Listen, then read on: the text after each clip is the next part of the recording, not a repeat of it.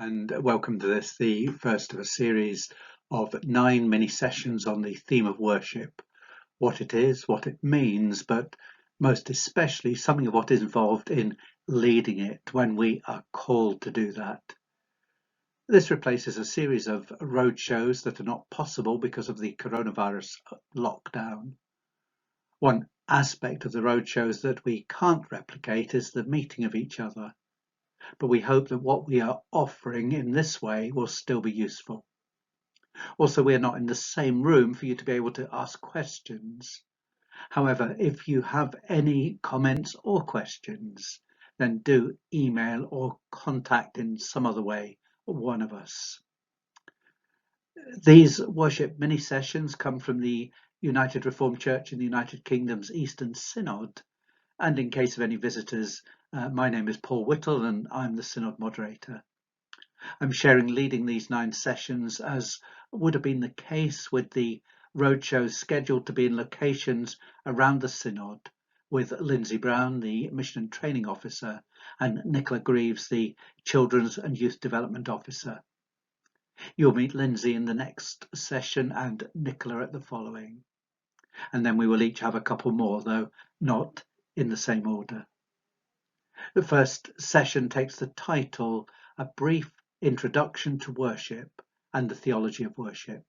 And that is what I will try and offer within the space of about 15 minutes.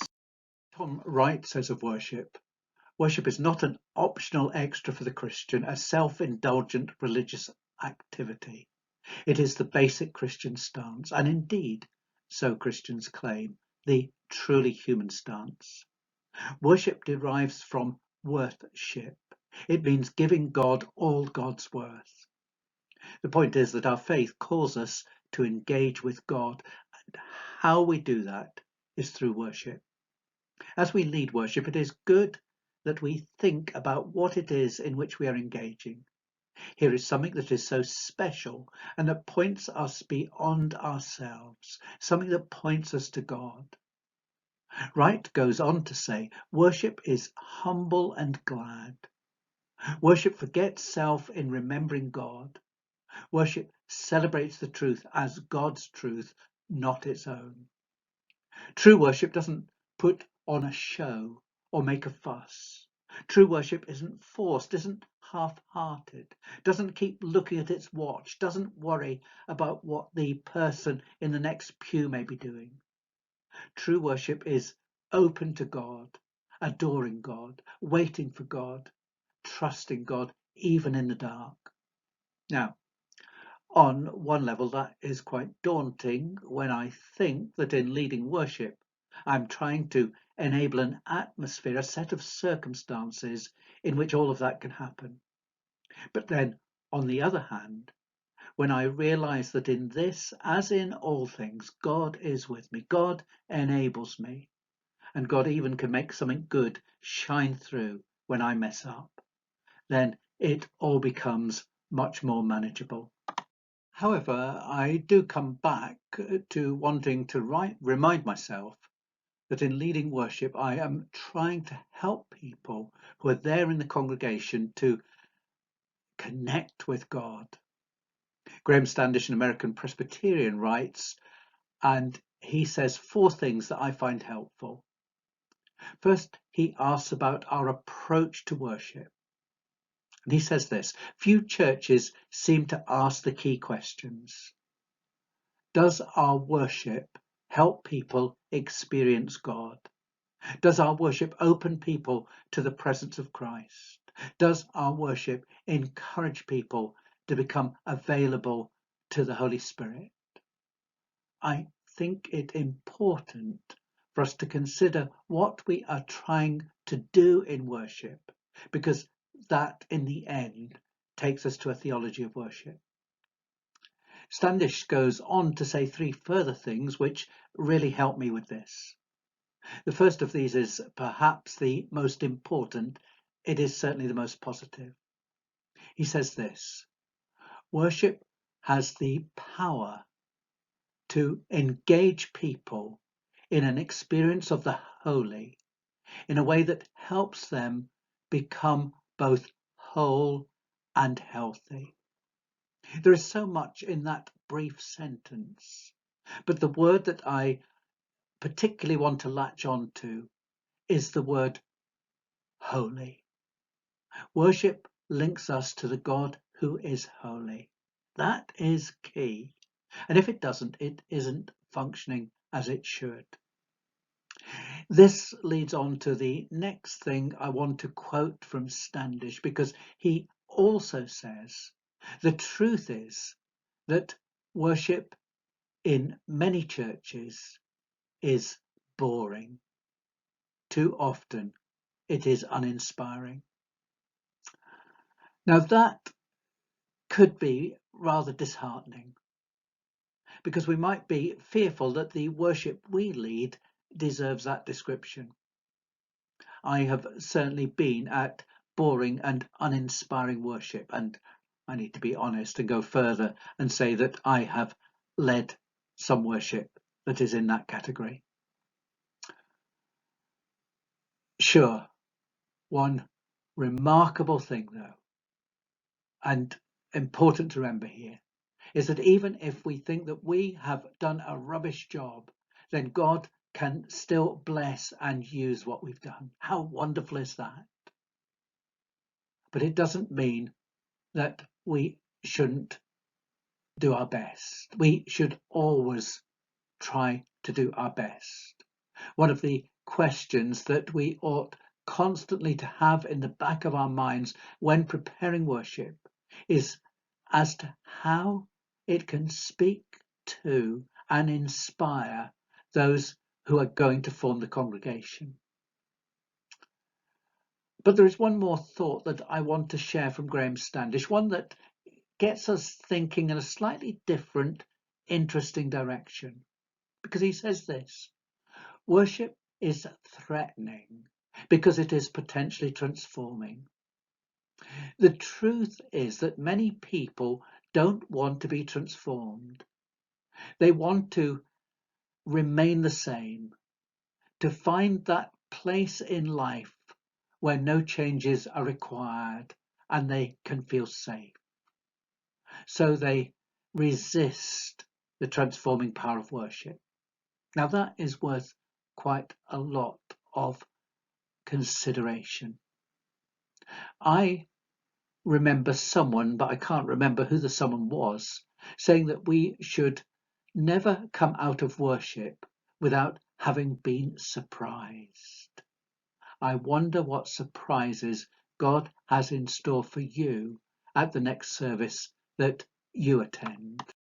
Unsurprisingly, the Bible has many expressions of worship, particularly though not exclusively in the book of Psalms. Psalm 92 begins, "It is good to give thanks to the Lord, to sing praises to your name, O Most High." Psalm 95, "Oh come, let us sing to the Lord. Let us make a joyful noise to the rock of our salvation." Psalm 103, "Bless the Lord, O my soul, and all that is within me. Bless his holy name." Just three among many possible examples. But I want to look a little further, albeit briefly, at three biblical examples of worship to see what they might say to us. And first of all, in Exodus 3, we have a moment of worship as Moses encounters God in the burning bush, and indeed is called by God to a task of somewhat reluctant leadership. Verses 5 and 6. Then God said, "Come no closer. Remove the sandals from your feet, for the place on which you are standing is holy ground." He said further, "I am the God of your father, the God of Abraham, the God of Isaac, and the God of Jacob." And Moses hid his face, for he was afraid to look at God. Now, I think there are three things that I want to note here. The first is that we can worship anywhere. Moses was out and about doing his job as a shepherd when he found himself caught up in a moment of worship. It's good to go to a church building when we can and worship with others. But as we are very much discovering now, it is not the only way. The second thing links to the first and picks up that comment I made just recently about surprise. Moses was certainly surprised to find himself worshipping at all. Indeed, so surprised that he hid his face. Encountering God makes its mark. And then the third thing is something about respect or reverence. One commentator on this passage says, to remove the sandals is a sign of respect shown on entering someone else's home or territory. The Lord had marked out his presence and territory through the burning bush. Moses must respect this presence by taking off his sandals. Now, of course, it's not what we would do. It's not our culture, or perhaps I might also say it's not our climate. When I was in India last August visiting friends and colleagues in the Diocese of Vellore, as we entered homes and churches, we invariably took off our shoes. Well, our sandals actually also, because it was sensible and convenient to wear sandals. God is our great friend and cares deeply for us, but it is right to approach God with reverence and with awe. That brings me to our second quick look at a biblical passage, which happens to be another moment of call.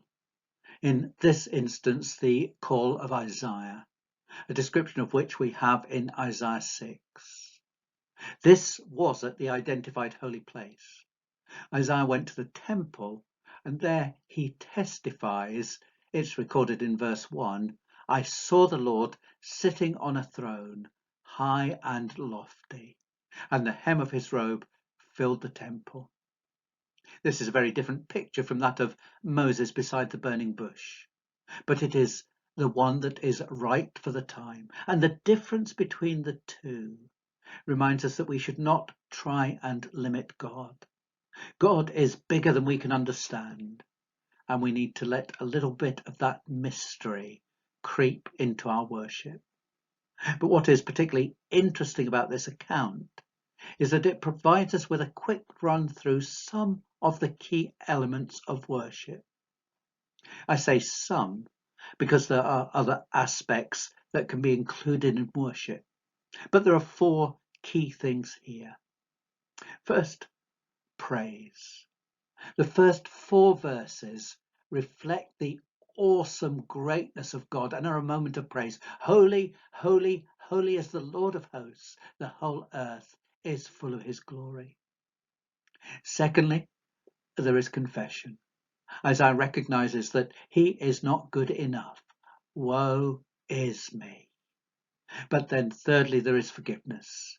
His mouth is symbolically touched by God's messenger. Your guilt has departed and your sin is blotted out. And then fourthly, there is a commissioning. Worship is great. Opportunities for worship are important, but we need to go out from them to be the church. Someone once said that the holiest moment of the church service is the blessing, when God's people are sent out into the world.